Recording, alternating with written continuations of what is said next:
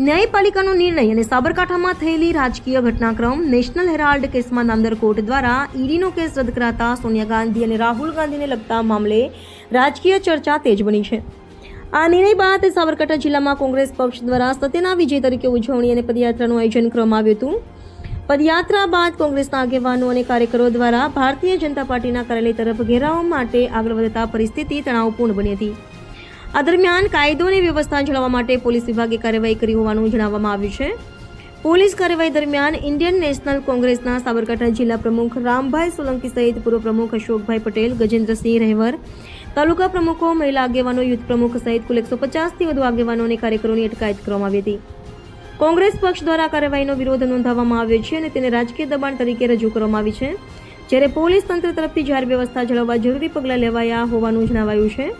સમગ્ર ઘટનાને લઈને સાબરકાંઠા જિલ્લામાં રાજકીય માહોલ ગરમાયો છે અને આગામી દિવસોમાં આ મુદ્દે વધુ રાજકીય પ્રતિક્રિયાઓ જોવા મળે તેવી શક્યતા છે।